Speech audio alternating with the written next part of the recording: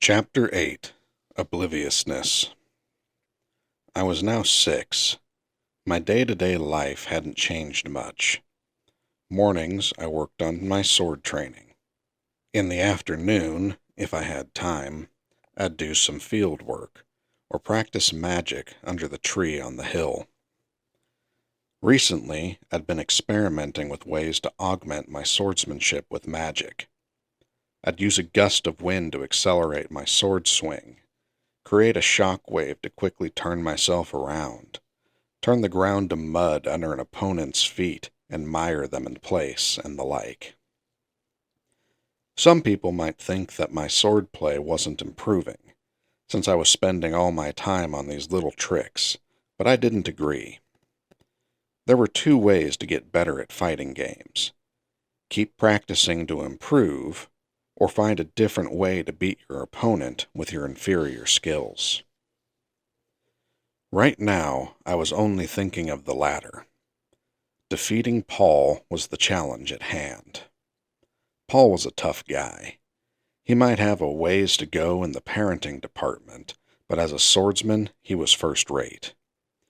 If I were to focus on the first method and hone my physique to an absurd degree, I was sure I could beat him someday. However, I was 6 years old. In 10 years, I'd be 16, and Paul would be 35. 5 years after that, I'd be 21, and he'd be 40. So yeah, I could beat him someday, but by then, it wouldn't mean anything. Defeating someone far older than you just got brushed off with claims of, "Oh, if this were back in my day." Defeating Paul while he was still in his prime, that would mean something. Right now, he was 25 years old. He might have retired from the front lines, but he was currently at his physical peak. I wanted to beat him at least once within the next 5 years. With the blade, if possible, but if that proved unfeasible, then at least in a close combat situation where I could weave my magic into the mix. That was what I kept in mind as I headed out for my day's training. Under the tree atop the hill, Sylph came by, as he usually did. "Sorry," he said. "I hope I didn't keep you waiting." "Not at all," I replied. "I just got here myself." That's how we'd start things off. Like a couple, where one would wait for the other before we began. Back when we first started playing, Samal or some other local punks would come by. Sometimes older kids, school-aged or in their early teens, would be in the mix. But I drove them all off. Whenever I did, Samal's mother would come by my house and yell at me. That's when I figured out that Samal's mother wasn't so much invested in chastising children as she was fond of Paul. She was using scuffles between little kids as an excuse to come and see him. She was absurd. At the barest scratch, she'd march over to our place with her son in tow, which Samal didn't seem too pleased with. So yeah, he wasn't faking injuries after all. Sorry for doubting him. I think they came after us about 5 times. Then, one day, they stopped coming our way altogether.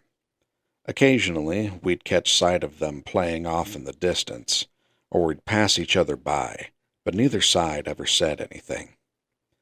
We'd apparently agreed to just ignore one another. With that, the issue seemed to be resolved, and the tree on top of the hill became our territory. Anyway, less about those punks and more about Sylph. What we referred to as playing was in fact magic training. If Sylph picked up a bit of spellcraft, he could fend off bullies by himself. In the beginning, Sylph was only able to cast 5 or 6 entry-level spells before getting short of breath, but a year had gone by, and his magical reserves had grown significantly. Now he could train for half the day without an issue. I had very little belief in the idea that there were limits on a person's magical reserves anymore. Still, there was work needed on the spells themselves. Sylph was especially poor with fire. He could handle wind and water magic quite deftly, but fire was his weak spot. I wondered why. Was it because he had elven blood? No, that wasn't right. During my lessons with Roxy, I'd learned about affinity schools and opposition schools. As the name suggested, some people had an affinity for certain schools of magic, while others inherently gave them trouble. Once I asked Sylph if he was afraid of fire. He shook his head and said he wasn't, but he showed me his palm where he had a burn scar. When he was about 3, he'd grabbed a metal skewer set over the hearth while his parents weren't looking. "I'm not scared anymore," he said, but I bet he still had some instinctual fear. Experiences like that had an impact on what became one's opposition schools. With dwarves, for instance, water was a very common opposition school.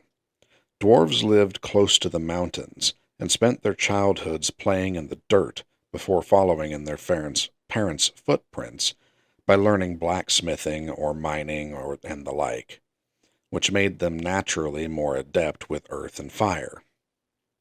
Up in the mountains, there was also the risk of geysers suddenly erupting and causing steam burns, or heavy rains drowning people in floods, so it was easy for water to become an opposition school. So yeah, there weren't a direct relationship between magic and what race you were.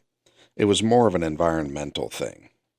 Incidentally, I didn't have any opposition schools myself, due to my comfortable upbringing. You didn't really need fire to create warm water or a warm breeze, but since trying to explain that concept was a pain, I had self-practice with fire as well. He had nothing to lose by being able to use it whenever he needed. For example, heat could be used to eradicate salmonella, so if you didn't want to die of food poisoning, you needed to use a bit of fire. Though I guessed even beginner-tier detoxification magic could neutralize most poisons. Despite his struggles, Stilf didn't complain as he went through his training, probably because he wanted to back up his claims of not being afraid. He looked so cute with my wand, the one I'd gotten from Roxy, in one hand and my magic textbook, the one I'd brought from home, in the other. His face steeled in concentration as he chanted. And if a boy like me was thinking that, he was sure to be super hot once he grew up. A father's heart is a jealous heart.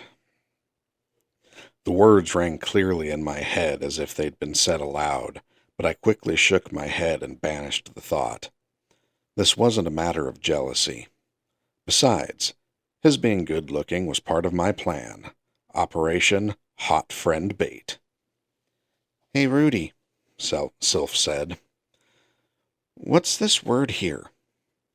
His voice banished the song from my head. He was gazing up at me, pointing at one of the pages in A Textbook of Magic. And that look he was giving me was a powerful one. I wanted to just wrap my arms around him and pull him into a kiss, but I managed to resist the urge. "That says avalanche." "What does it mean?" "When a tremendous amount of snow builds up on a mountain, it can't bear its own weight and it all comes collapsing down. You know how when snow builds up on your roof and sometimes it comes flumping off? It's like a way bigger version of that." "Oh, wow. That sounds incredible. Have you ever seen one?" "An avalanche? Of course I haven't. Not outside of TV, anyway." Sylph had me read from A Textbook of Magic. This was also part of teaching him how to read and write. No harm in learning literacy. There was no spell in this world that could do that for you. The lower the literacy rate, the more valuable being able to read was. "I did it!" Sylph cheered. he managed to cast the intermediate tier water spell Ice Pillar. A shaft of water sprang from the ground, glistening brightly in the sunlight. "Hey, you're getting pretty good," I said. "Uh-huh," Sylph replied, and then he tilted his head. "But there's stuff that you do that wasn't written in here, huh?" "Hmm?" It took me a few moments to realize what he was talking about. That thing I'd done with the warm water. I flipped briskly through a textbook of magic, then pointed at two entries. "No, it's written in here. Waterfall and Heat Hand." I used both at the same time." "Huh?" Sylph inclined his head even further. "How can you chant two things at the same time?" Crap. I'd given myself away. He was right, of course. It was impossible to chant two incantations at once. Well, you create the waterfall without doing the incantation, and use Heat Hand to warm it up. I think you could chant one of the spells if you wanted, and you could also put the water into a bucket and then heat it up after. I then demonstrated casting both spells without the incantations. Sylph watched me with wide eyes. Silent spellcasting was clearly a very high-leveled technique in this world. Roxy wasn't able to do it, and I'd heard that only one of the instructors at the University of Magic was capable of it. Sylph was better off using combined magic than trying the no incantations route. I figured that would let someone achieve very similar effects without having to do something difficult. "Hey, teach me how to do that," Sylph said. "How to do what?" "How to do magic without saying anything." Apparently, Sylph had a different opinion from me. Maybe he saw the ability to do something in one go as better than alternating between two spells. I suppose that if teaching him that wound up being futile, he could just use combined magic anyway. "Right. So you know that feeling you get when you're going through the incantation for a spell? That feeling throughout your body that collects at your fingertips? Try doing that without saying the incantation. Once you feel like you've got the magical energy gathered up, let the spell you want to cast come to your mind, and then force it out through your hands. Try to do something like that. Start with something like Water Ball." I hoped that got the point across. I wasn't good at explaining things. Sylph closed his eyes and began muttering and murmuring as he did a weird, wiggly little dance. Trying to convey something you did through feelings was really hard. Silent incantation was something you did in your head. Different people probably had different methods that worked for them. Figuring that fundamentals were important, I had Sylph use the incantation the entire past year. Maybe the more you used incantations, the harder it was to go without. It would be like trying to use your left hand to do something you'd always done with your right. Suddenly being told to switch was way easier said than done. "I did it! Rudy, I did it!" "Okay, maybe not then." Sylph beamed with pride after managing to conjure a series of water balls. He'd been using incantations before, but it had only been a year, I suppose. I guess this was like removing the training wheels from a bicycle. Perhaps it was a matter of youthful persistence? Or maybe Sylph had an innate talent. "Good. Now try casting the spells you've learned so far without chanting the incantations." "Okay." Besides, if he was able to skip the incantation part, it would make it easier for me to teach him. I'd just be able to explain things the way I already did them myself. I felt a few drops of rain. I looked up and saw that, at some point, the sky had been overtaken by a dark bank of rain clouds. A moment later, the rain started pelting down.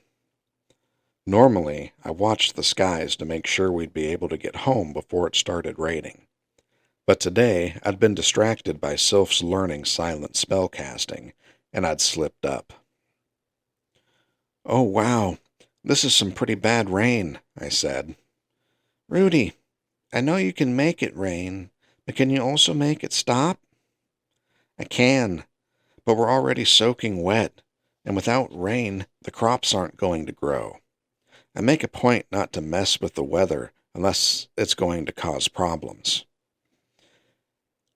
We were already off and running by then. Since Sylph's house was too far away, we made for the Grey Rat estate. "I'm home," I called out. Hello," Sylph added. Our maid Lilia was standing just inside, waiting with a large cloth in hand. "Welcome back, young Master Rudius, and your friend," she said. "I've already drawn some warm water for you. Please wash up and dry off on the second floor so that you don't catch a cold. The lord and lady of the house will be home soon, so I'll get ready to tend to them. Will you be all right on your own?" "Yes, I'll be fine," I said. Lilia must have seen the downpour and expected I'd come home soaking wet. She was a woman of few words and didn't speak to me very much, but she was quite the talented maid. I didn't have to explain anything. She took one look at Sylph's face, headed back into the house, and came back with a second large cloth for him. The two of us took off our shoes, then dried off our heads and our bare feet before heading upstairs. Entering my room, I saw that a bucket filled with warm water had been set out.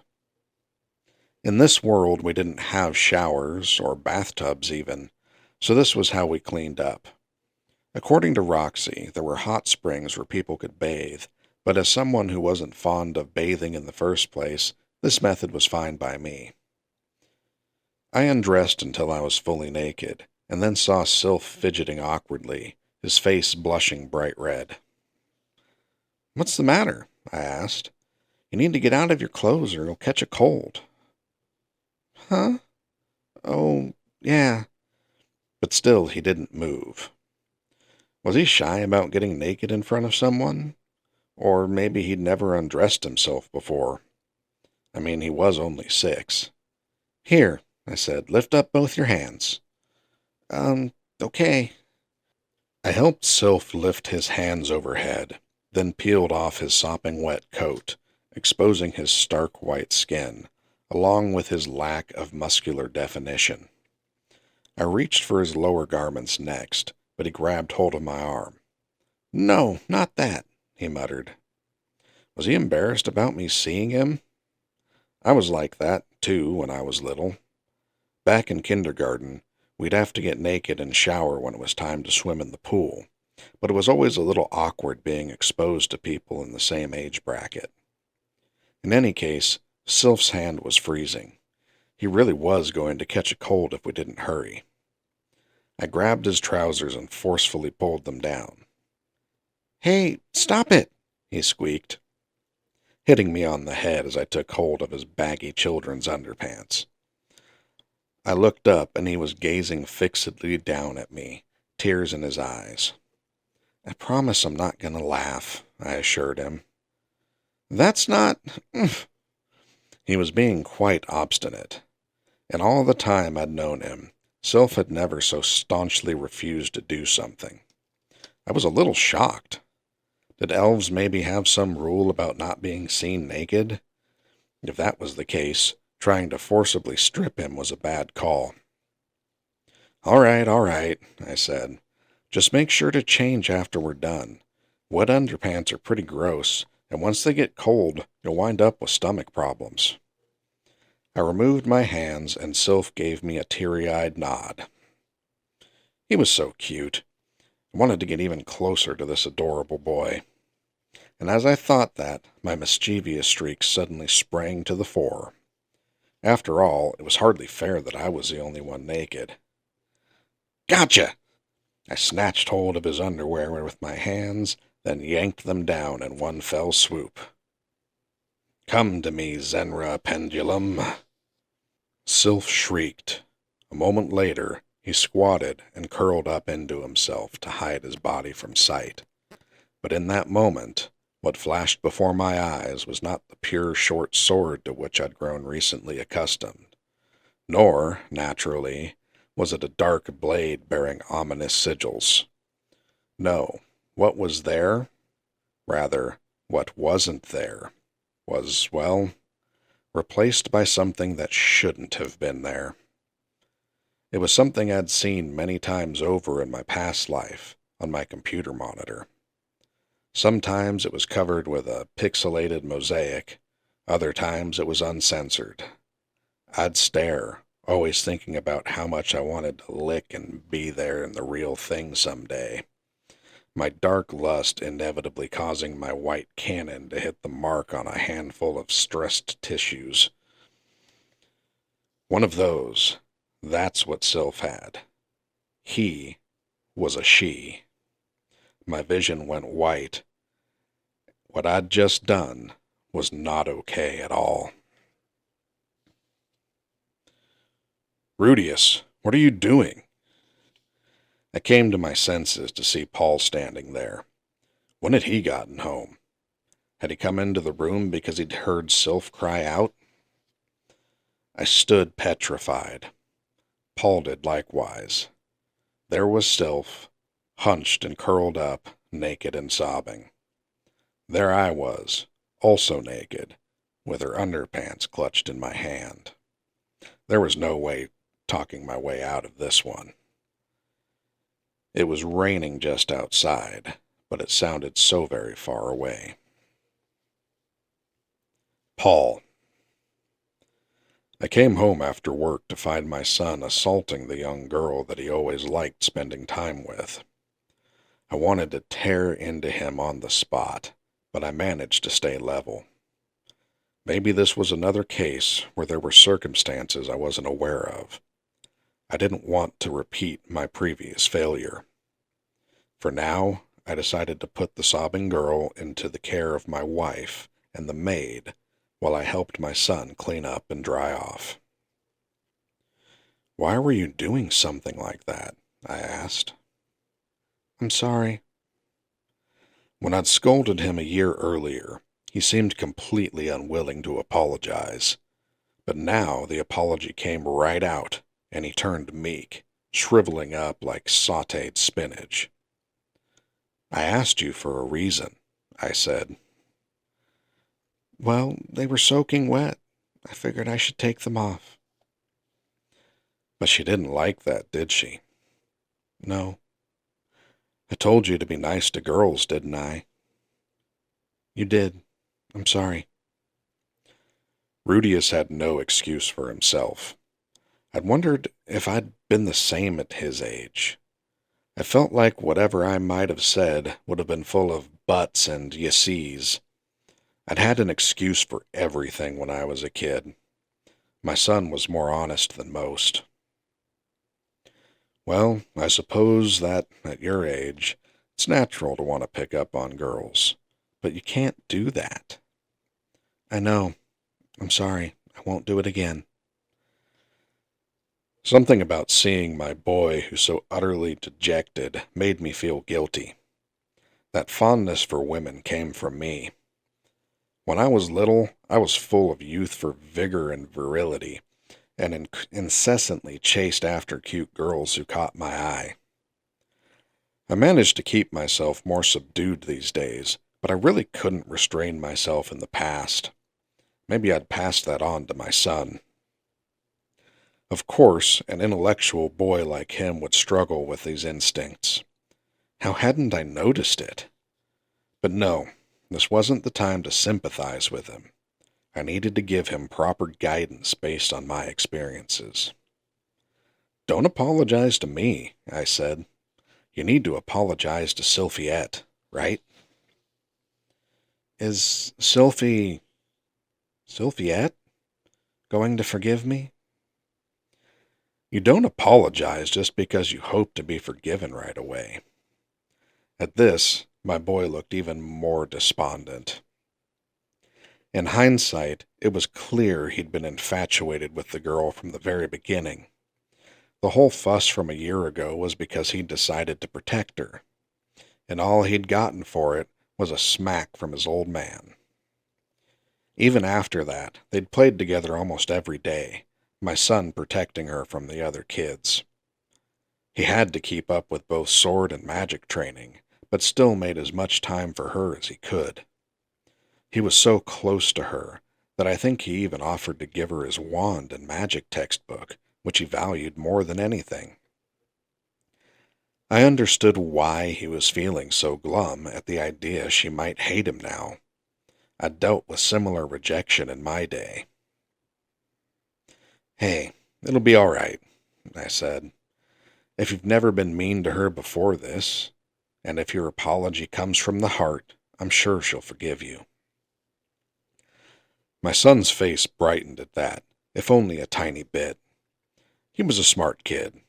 He'd messed up this time, but he'd recover from it soon enough. Hell, maybe he'd find a way to turn this around completely and win her heart. It was both a promising and foreboding prospect. Rudius stood up from the bath, looked to Sylphiette, and opened with, "I'm sorry, Sylphie. Your hair's short, and so I thought you were a boy this whole time." I'd always thought our son was perfect, but maybe he was a lot dumber than I'd thought, and that was the first time I'd ever thought that. Rudius.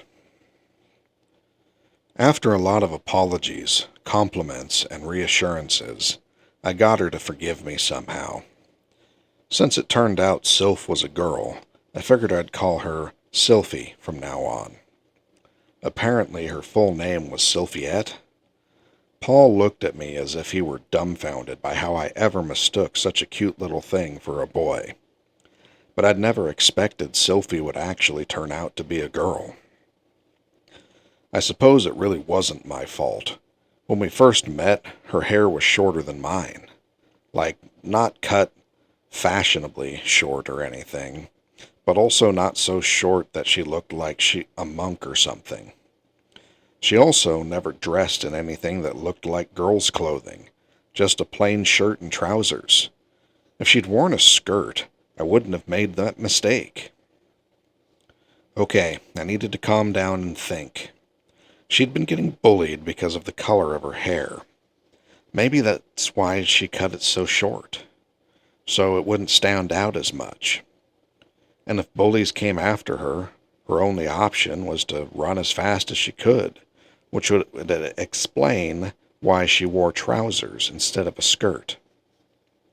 Sylphie's family didn't seem particularly well off, so after making her a pair of trousers, they probably couldn't afford to make her a skirt too. If I'd met her 3 years from now, I wouldn't have mistaken her for a boy. I only thought she was a cute boy because of my own preconceptions, not because she was androgynous or anything like that. Like if she'd... No, enough with that. Anything I said now would just be an excuse. Learning that Sylphie was a girl changed my attitude. Seeing her in her boyish get-up made me feel kind of weird. "You're really cute, Sylphie," I said. "Maybe you should try growing your hair out?" "Huh?" I figured it would be easier for me to see her in a new light if she changed her appearance, hence the suggestion. Sylphie may have hated her hair, but that emerald green color would look dazzling in the sunlight. I definitely wanted her to try growing it out, and if possible, for her to style it in either pigtails or a ponytail. "No," she said. Ever since that incident, Sylphie had been wary of me. In particular, she'd conspicuously avoided physical contact. Since she always went along with whatever I proposed, I was kind of shocked. "All right," I said. "Did you want to practice some more silent spellcasting today?" "Sure." I forced a smile to mask my feelings. Sylphie was my only friend. At least we could still play together. There might be some lingering awkwardness, but at least we were still hanging out together. For today, I told myself that would be good enough. My skills, according to this world's standards, were as follows. Swordplay, Sword God style, beginner. Water God style, beginner. Attack magic, fire, advanced. Water, saint. Wind, advanced. Earth, advanced. Healing magic, healing, intermediate. Detoxification, beginner. Healing magic was divided in the same 7 ranks as usual, and comprised 4 schools: healing, protection, detoxification, and divine strike. But those schools didn't come with cool-sounding titles like Fire Saint or Water Saint. You were simply called a Saint-tier healing caster, or a Saint-tier detoxification caster. Healing magic, as the name implied, was used to heal injuries. Beginners would expend most of their efforts simply to close up wounds, but it was said that people at Imperial level could regrow lost limbs. But not even someone at the divine level could bring a dead creature back to life. Detoxifying magic helped to purge poisons and disease. At higher levels, one could create toxins, craft antidotes, and the like. Spells that dealt with abnormal status effects were all saint level or higher, and were apparently quite difficult. Protection magic included spells to increase one's defense and create barriers. In simple terms, it was a form of support magic. I wasn't too clear on the details, but my understanding was that it included things like increasing your metabolism to heal minor wounds, or generating chemicals in the brain to numb your pain. Roxy couldn't use that kind of magic. Spells in the Divine Strike School were apparently very effective at doing damage to ghost-type monsters and wicked demons, but such spells were the secret purview of the human priest warriors. Not even the University of Magic taught this school. Roxy couldn't use this kind either.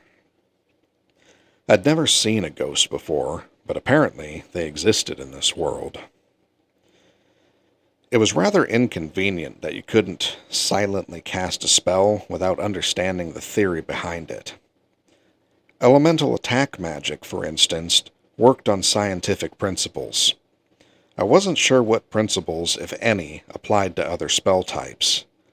I knew magic was like some kind of all-powerful element, but I didn't know how to rework it into doing just anything. Take psychokinesis, for example. The ability to make objects float and come to your hand and all that stuff. Even if I thought that was something that could be reproduced with magic, I had no way of finding out how to reproduce the effect since I'd never had psychic powers. In the same vein, I remembered very, very little about how wounds healed, so I didn't think I could do healing magic without incantations. If I had a doctor's know-how, I bet it would be a different story. Beyond that, though, I was pretty sure I could reproduce most other effects through spells. Hey, maybe if I'd participated in sports, I'd have been better at my swordplay. In retrospect, maybe I had wasted too much of my past life. No, it wasn't a waste. Sure, I didn't have a job or go to school, but it wasn't like I'd spent the whole time hibernating. I'd immersed myself in all sorts of video games and hobbies while everyone else was busy with things like studying and work. And all the knowledge, experience, and perspectives I've gained from those games would be useful in this world. Or, well, they ought to be. They hadn't really been so far. One day, I was outside during sword training with Paul, when I unwittingly let out a sigh. I thought my father would be angry at me for being so obviously out of breath, but he flashed a grin instead. "What's the matter, Rudy?" he asked. "Feeling down because Sylphiette doesn't like you?" That wasn't what I sighed about, though. Granted, Sophie was one of the things weighing on my mind. Well, yeah. Sword practice isn't going so well. Sylphie's mad at me. Yeah, I sighed. Paul grinned again and thrust his wooden practice sword into the ground. He leaned against it and looked directly at me. Oh, please tell me he's not about to make fun of me. Want some advice from your dad? I hadn't expected that. I thought about it some. Paul, my dad, was a popular guy with the ladies. Zenith was definitely what you'd call beautiful. Plus there was the whole thing with Miss Ito. Sometimes he'd touch Lilia's butt, and the look on her face suggested she didn't mind at all. He had to have something, some way to keep girls from hating you. Granted, Paul was more the kind of person who acted on intuition, so I wasn't sure I'd understand him. But if nothing else, it would be food for thought. Yes, please, I told him. How to put this? Should I go and lick her boots? No, that's... Wow, you got all servile all of a sudden. If you don't tell me, I'll let Mother know how you were making eyes at Lilia. This is a very high-pressure Whoa, hey! You saw that? Paul balked. Okay, I'm sorry for acting high and mighty. I'd only mentioned Lilia to bait the conversation into going my way, but was he actually having an affair? I mean, if he was, then hey, whatever. That was all part and parcel of being a ladies' man. I'd have to ask him how to play the part properly. Listen, Rudy, he said. So, about women. Yeah? They like things about men that make them strong, but they also like some of our softer aspects. Oh, I'd heard as much before. Did that have something to do with maternal instinct or whatever? Now, you've only been showing Sylphiette the things that make you strong, haven't you? Maybe. I haven't really noticed one way or the other. Think about it, Paul said. If someone clearly stronger than you came at you with their intentions for you on full display, how would you feel? Scared, I guess? Exactly. I could only assume he was talking about what had happened the other day. The day I learned he was a she. That's why you need to show her your softer aspects, too. Use your strengths to protect her, and she'll protect your weaknesses. That's how you keep a relationship going. Oh, that was simple to understand. I didn't think a vague guy like Paul was capable of such an explanation. You couldn't just be strong, but you also couldn't just be weak. Only by being a little of both could you pull in the girls. But how do I show her where I'm weak? I asked. That's simple. You're worried about stuff right now, aren't you? Yeah? Take what you're bottling up and share it with Sylphiette. Say, I've got a lot of stuff wearing me down, and having you avoid me is making me worry. Or something along those lines. Paul flashed a broad grin. It was an unsettling look. If things go well, she'll bridge the gap. She might even console you. So cheer up. You've got a friend who will make things right with you. Anybody would be happy to do that. Ah, now I get it. I could use my attitude to control other people's emotions. Of course. But wait, what if things don't work out?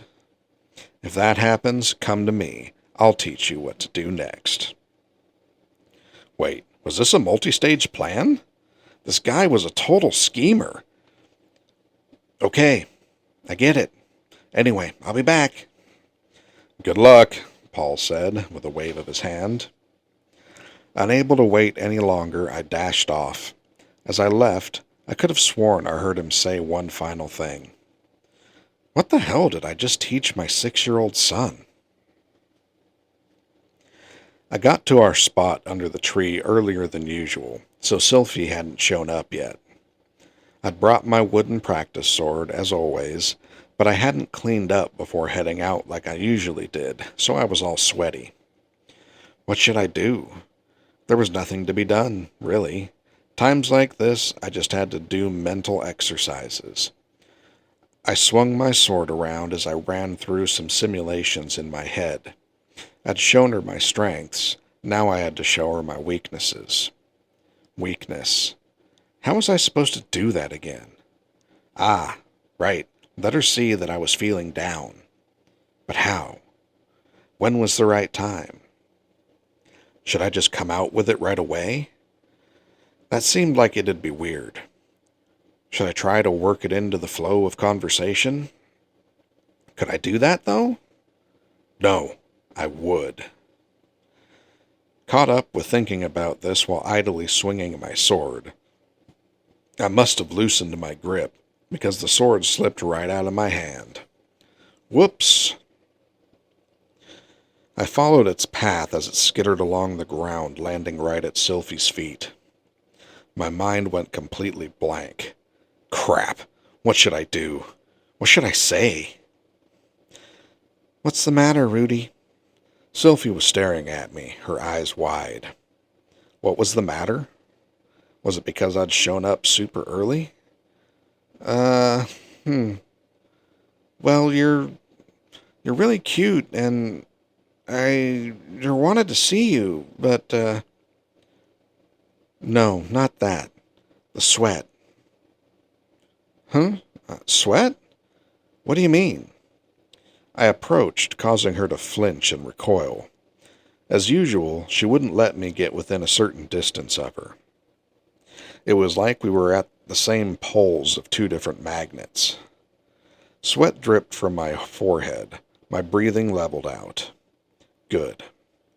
I reached down to pick up the wooden sword in dejection, then struck a remorseful pose, facing away from her. I allowed my shoulders to slump and let a heavy sigh. Man, I feel like you're really cold lately, Sylphie. For a few moments there was silence. Had I done okay? Did I do it right, Paul? Should I have made myself even more vulnerable? Or was I being too obvious? Ah! Suddenly, something grabbed my hand from behind. The sensation was warm and soft, and I looked to see Sylphie there. Oh, she was close. Sylphie hadn't gotten this close to me in a long while. Paul, I did it! You know, Rudy, you've been acting really strange recently, she said, her face a touch lonesome as she said it. That snapped me back to my senses. I mean, she was right. She didn't need to say it for me to know that I hadn't been treating her the same way I had before. From Sylphie's perspective, this change must have come completely out of nowhere. As sudden a switch as the moment a young woman who's looking for marriage prospects discovers you've got a fair bit of money. I wasn't acting like this because I enjoyed it, but how else was I supposed to deal with her? I couldn't well treat her the same way I had before. There was no way I wouldn't be nervous around a cute girl like her. A cute, young girl around my age. I hadn't the foggiest how to be friends with someone like that. If I'd been an adult, or Sylphie more grown up, I could have used my knowledge about adult visual novels. If she were a boy, I could have leveraged the experiences from my past life when my brother was younger. But she was a girl my age. And sure, I'd played games where you could romance girls around her age, but besides, that wasn't even the sort of relationship I wanted with her. We were both way too young. Well, for the time being anyway, I definitely had high hopes for the future. All that aside, this was a girl who had been bullied. Back when I'd been bullied, I didn't have anyone on my side. So I wanted to be there for her. Boy or girl, it didn't matter. That much hadn't changed. Still, treating her the same way was just too hard. I was a boy, and I wanted to forge a good relationship with a cute girl. But for later on. I just don't know what to do. Maybe I should have asked Paul about this, too. I'm sorry, Sylvie said. But Rudy, I don't hate you. Sylvie? I must have had a pathetic look on my face because she patted my head. Then Sylvie flashed me a wonderful, carefree smile. It was so soft. I was almost moved to the point of tears. I had clearly been in the wrong, but she was the one who'd apologized. I took her hand and gripped it tightly in mine. Her face blushed red with surprise, even as she gazed at me and said, "So could you please just act normal?" Those upturned eyes of hers added weight to her words. Hidden away within me was the power I needed to make this decision. And so, I did. That's right. What she hoped for wasn't normalcy. A relationship the same as the one we'd always had. So, to the best of my ability, I would treat her normally, and do my best not to frighten or fluster her. In other words, I would become one of them. I supposed I might as well. It was time to be an oblivious protagonist.